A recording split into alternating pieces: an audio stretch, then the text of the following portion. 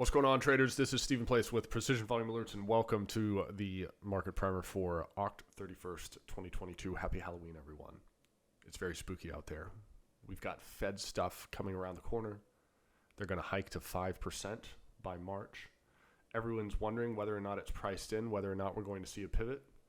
For us, all that matters is the structure of the market and not the narrative that everyone else is trying to tell us. I have a very smooth, sultry voice right now because I just spent the past week absolutely truck sticked by RSV. And it was not fun, and I'm still recovering, but I'm here trying to make sense of the markets for you guys today.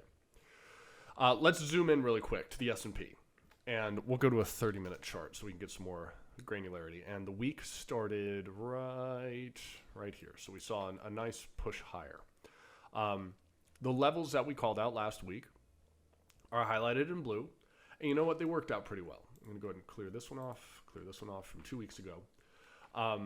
We had a push higher into this level that held. We saw a reset down into this level, and then we came back up. That held, small pullback in the breakout.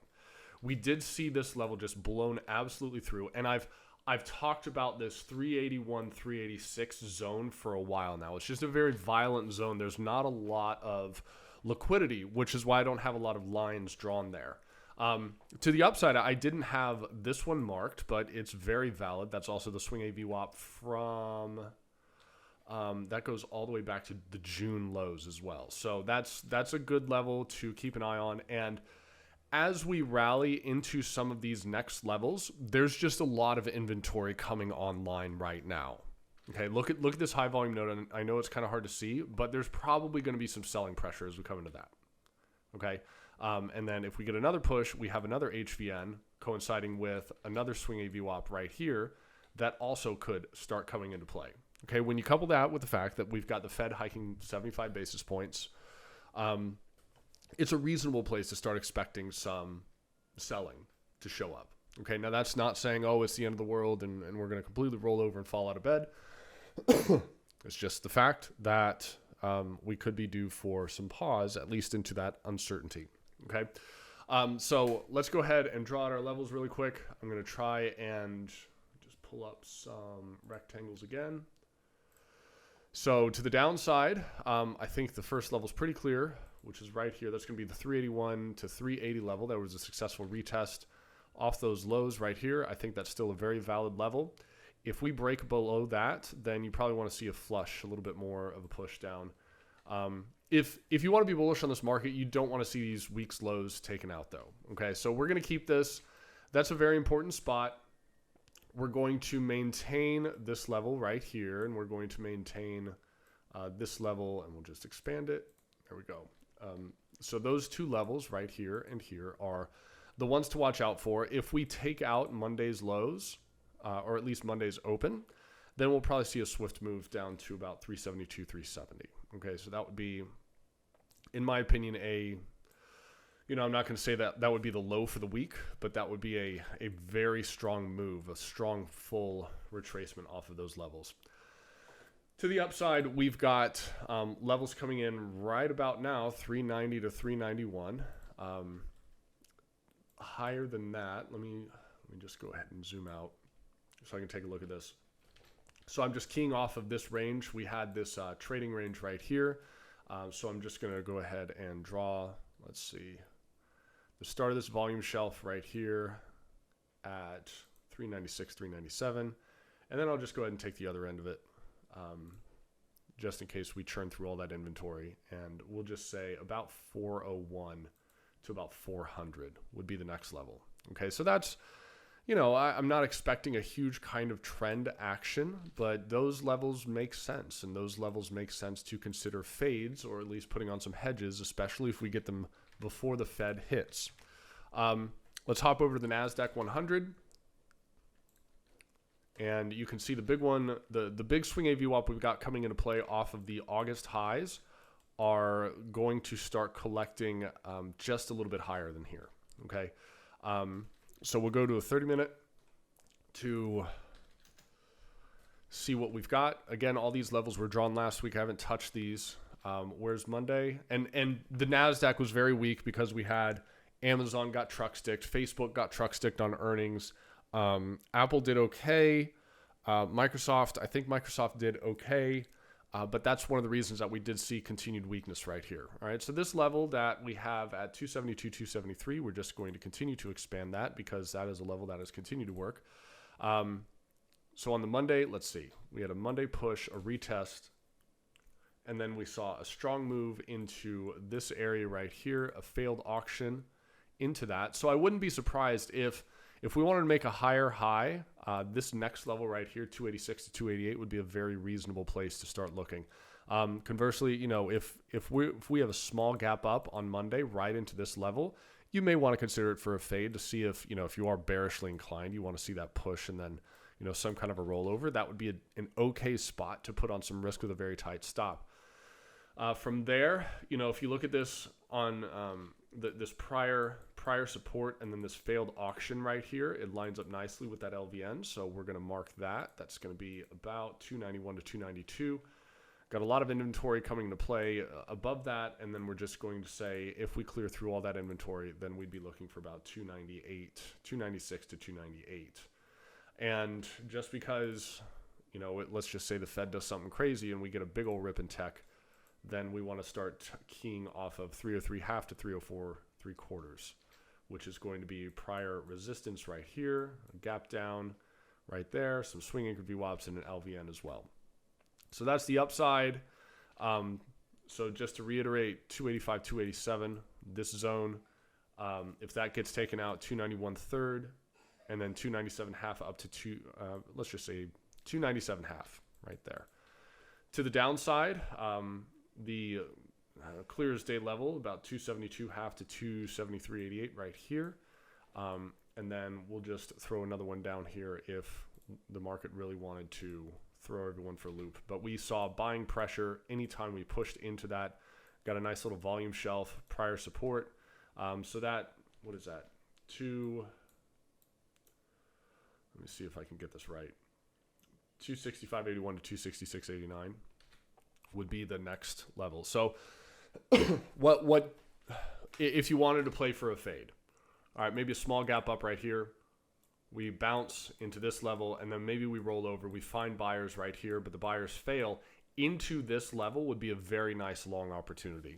And that would be, I think that would be not necessarily a super extreme move, but that would be a 5% move in a week, right? Not unheard of in this market, but also a decent fade opportunity. Finally, going over to the Russell.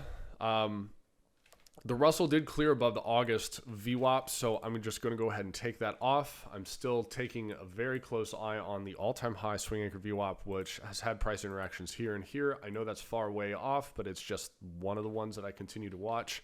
We'll zoom into a 30-minute chart now to get a feel for how everything's acting. Let's see. We want to zoom, enhance. There we go.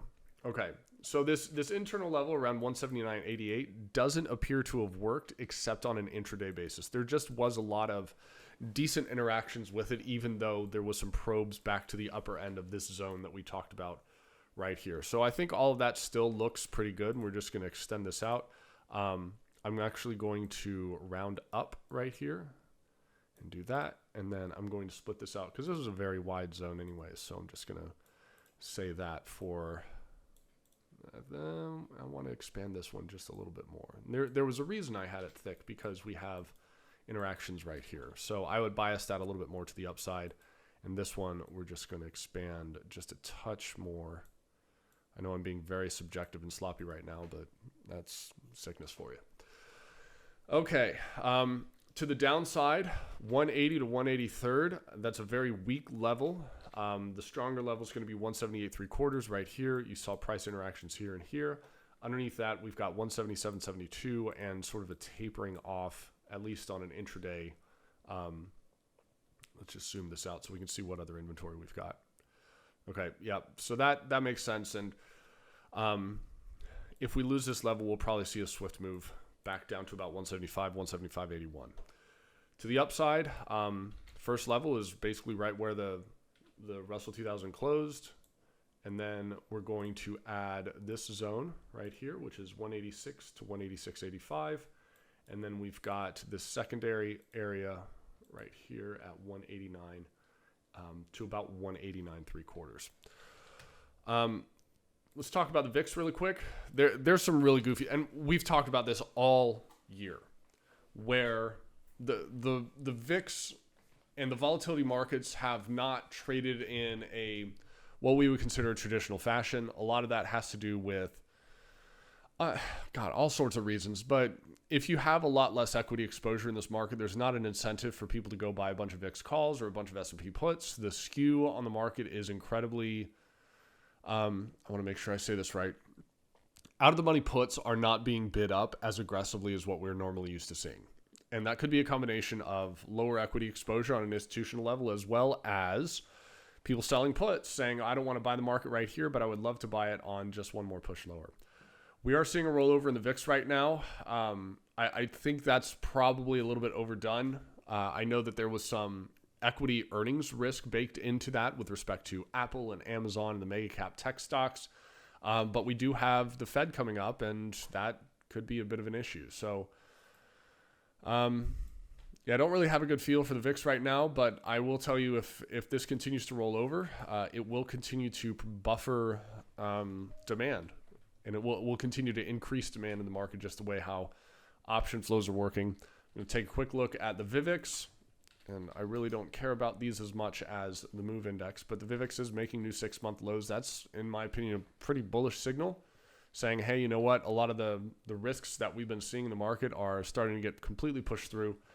And then the big one that everyone should be watching right now is MOVE, the MOVE Index. And this is bond market vol. And if you want to be bullish on stocks, you really want to see this go down. Okay, so and you can take a look at the 10-year note as a good example. If we start to see signs of stabilization in the 10-year note, and it doesn't have to go up, it just has to go sideways, then it gives equities room to breathe, and that introduces liquidity, which by way of liquidity introduces a bid in the market. Okay, and that's kind of how markets bottom. No guarantee, because we've seen time and time again the market get rugged on CPI news or the Fed saying, hey, you know what, we're not done yet, or we're going to stay bid a lot longer, or we're going to continue to roll off bonds and things like that, all the plumbing mechanics that everyone's worried about. So we'll see. We'll see how it works. The main thing for us right now, aside from trading these levels well, is to say, what is the nature of the price action as it comes into these levels? Are we seeing big failed auctions where the market will spike and then just sellers show up in force? Or are prices continuing to be accepted, stair-stepping higher? Are you seeing much better individual setups? And that will give you a lot more color on the market as well. That's what we got going this week. Thanks for watching. Trade them well. Have a great day.